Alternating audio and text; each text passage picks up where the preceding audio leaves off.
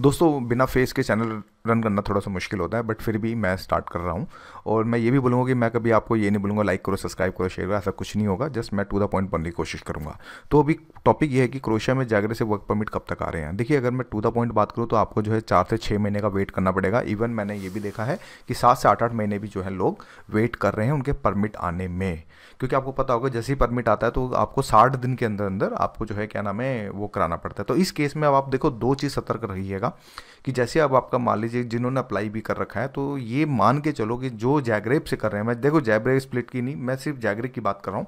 तो अगर आप जैगरेब में अगर अप्लाई कर रहे हैं तो कम से कम 6 महीने के आसपास लेके चलना कि यार इतना टाइम लगेगा वर्क परमिट आने में। फिर उसके बाद वीएफएक्स होगा, स्टैंपिंग होगी, तो उसको आपको पता है कि वर्क परमिट के अंदर फिर आपको वीएफएक्स कराना होता है, तो उसमें भी आपका करीब 1 महीना इसलिए जाएगा क्योंकि भैया आप लोगों का पीसीसी भी जो है अगर बात करें तो वो भी पुराना हो जाएगा उस समय तक। क्योंकि आपको भी पता होगा कि पीसीसी की सिर्फ 6 महीने की मतलब वैलिडिटी होती है। तो फिर अगेन आप पहले पीसीसी अप्लाई करेंगे इस केस के अंदर, फिर वो पीसीसी आएगा, फिर उसके बाद ओपोस्टाइल होगा, फिर उसके बाद आप जाके जो है क्या नाम है अपनी फाइल लगाएंगे। जब फाइल लगा लेंगे तो आपको 90 दिन और जाके, मतलब मैक्सिमम मैं बात कर रहा हूँ, हालांकि कुछ लोगों के वर्क परमिट हमने देखे हैं कि 45 से 50 दिन के अंदर भी आते हैं, लेकिन हम एक मैक्सिमम टाइम लेके चलेंगे 90 दिन के बाद ही जाके आपकी जो फ्लाई हो पाएगी। मतलब कि फ्लाई नहीं होगी, मतलब आपका स्टैंपिंग हो गया आएगा, फिर उसके बाद आप 10 से 15 दिन के बाद ही जो है फ्लाई करते हैं। ठीक है, ये मैं इसलिए कह रहा हूँ क्योंकि देखो होता क्या है कि एजेंट जो पंजाब हरियाणा के एजेंट हैं इतनी ज़्यादा फाइलें लगानी स्टार्ट कर दी उन्होंने।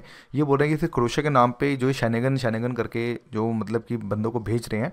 और वो आपको पता होगा कि मैक्सिमम लोगों को दो या तीन ही ट्रेड के अंदर भेज रहे हैं, या तो आप वो सीजनल वर्क परमिट पे भेज रहे हैं या फिर वो डिलीवरी बॉय के अंदर भेज रहे हैं, अगर मैं बात करूँ तो ज़्यादातर की है, या फिर वो वेटर, क्योंकि वेटर काम एक तरह से सीजनल होता है। तो अभी तक जो परमानेंट के तौर पे देखें तो या फिर आपका वेल्डर हो गया या फिर आपका ये डिलीवरी बॉय हो गया, जो ये अनस्किल्ड मतलब आधा है कि कोई भी काम वो कर सकता है।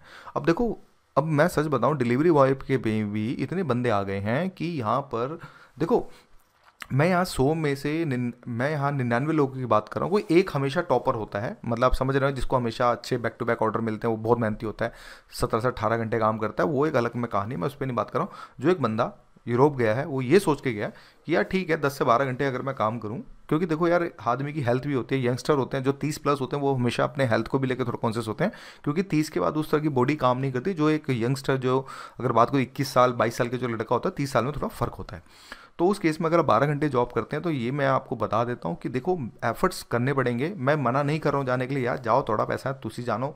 मैं सिर्फ यहाँ पे एक बात ये बोल रहा हूँ कि अगर आप जा रहे हैं, ठीक है, अगर आप जा रहे हैं तो अपने माइंड को बहुत ज़्यादा स्ट्रॉन्ग करके जाइएगा, और इवन थोड़ा बैकअप लेके जरूर जाइएगा। बैकअप इन द सेंस ये कि अपने घर पे थोड़ा सा कम से कम 1.5 से 2 लाख रुपए का अरेंज एक्स्ट्रा करके जाइएगा, क्योंकि खुदा ना खास्ता कोई बात हो जाए। क्योंकि देखो स्टार्टिंग में जाओगे, डिलीवरी इतनी जल्दी नहीं पड़ेगी आपको, करीब मान के चलो 15 से 20 दिन फिंगर होने में लग जाते हैं, और आईडी जनरेट करने में आपको मान के चलो 15 दिन लग जाते हैं, मोटा मोटा बोल रहा हूँ। हालांकि कुछ लोग अब इसमें 7 दिन में भी चढ़ जाते हैं, कुछ लोग 1 महीना भी होता है, तो ये डिपेंड्स करता है कि कैमर हम एक एवरेज टाइम लेके चल रहे हैं 15 दिन।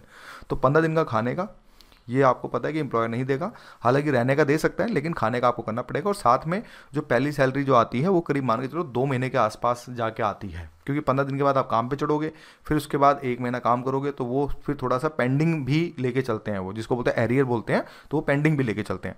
तो जैगरेब के अंदर अगर बात करूँ तो आपको कम से कम 4 से 6 महीना वेट करना पड़ेगा, इवन 7 7 8 8 महीने भी वेट हो रहा है। कोई एजेंट अगर आपको ये कह रहा है आपका पासपोर्ट लेते समय कि भाई मैं आपकी 6 महीने के अंदर फ्लाई करा दूंगा, तो वो बिल्कुल सरासर गलत है। क्योंकि अभी जो जिस तरह से हाल चल रहा है, क्योंकि इमिग्रेशन में अब क्या है, जो वर्क परमिट इशू करते हैं पुलिस डिपार्टमेंट से इशू होता है, और आपको पता है कि पुलिस में ये ऐसा तो है नहीं कि ये क्या नाम है आउटसोर्स बिठा दें, उनका लिमिटेड स्टाफ है, तो जितना वो कर पाते हैं उतना ही कर रहे हैं।